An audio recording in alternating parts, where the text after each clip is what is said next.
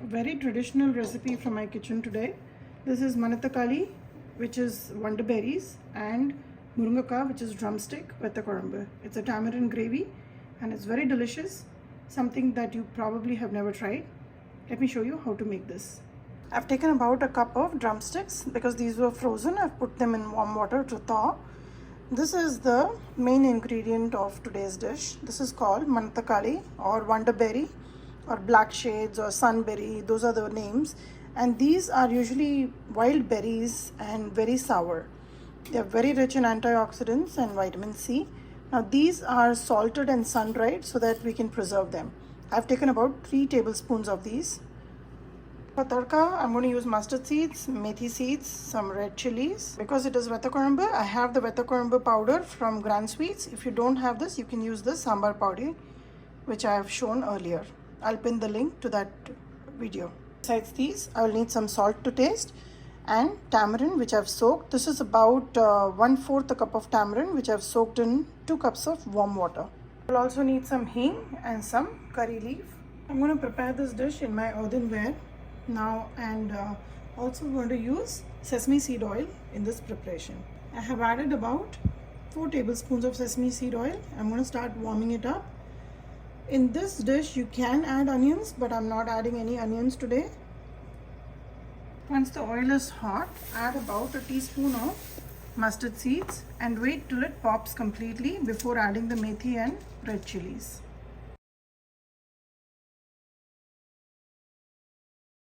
After adding the methi and red chilies, add the Manathakali, and it's very important to roast it well.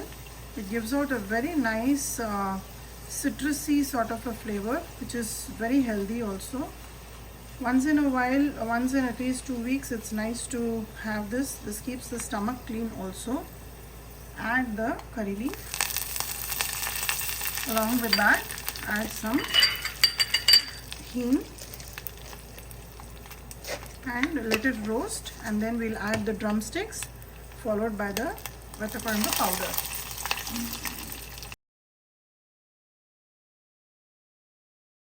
After adding the Vethakozhambu powder, just roast it till you see the nice little bubbles that's coming up.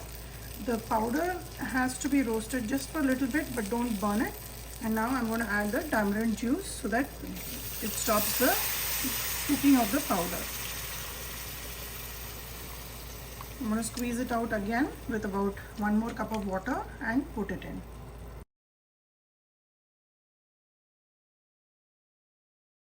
After adding the tamarind, make sure the temperature on the gas stove is about medium low. Now I'm going to add some salt. I'm adding about 2.5 teaspoons of salt. Now this is a very sour gravy. There is no dal added to this gravy. And now we will allow this to boil till it becomes a nice and thick gravy and the oil will separate on the top. So just keep it on a low flame, cover it and let it boil away. This will take a good 10 to 12 minutes.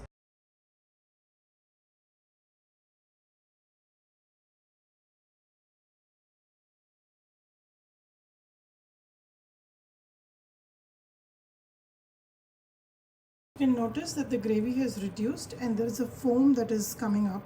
This is the time we know that the gravy is very well cooked. Now I feel it's a little thin, so I'm going to reduce it just a little bit more. And I still want to make sure that all the oil separates and it comes on the top. It's almost coming, but still a little bit more. Now, this gravy of mine looks a little lighter in color because the tamarind that I used is the new variety. Ideally, Vethakozhambu, the tamarind gravy, is prepared in the old aged tamarind, which is dark in color. So the gravy will also come out dark in color. But I'm going to use what I have. In case you're using ready-made tamarind paste, dilute about 4 tablespoons full of tamarind paste in 2 cups of water and do the same process. As it coming close to finishing, I'm going to use about 1 teaspoon of jaggery powder. This is to cut the sharp sourness from the tamarind and the Manathakali, the winter berries, the wonder berries that we have added to this gravy. This is close to finishing. 1 big boil and I'm going to turn it off. you go. Turn off the gas and add a generous amount of sesame seed oil on the top and cover it. This will continue to be hot because of the earthenware, and it's ready to eat after about 30 minutes. The best way to eat it is with rice, of course, with the side of either beetroot sabji or some papad. Manathakali and Murungakai drumstick Vethakozhambu is ready. This is a very delicious gravy. If you have never tried it before, just give it a try and let me know how this turned out for you. Enjoy.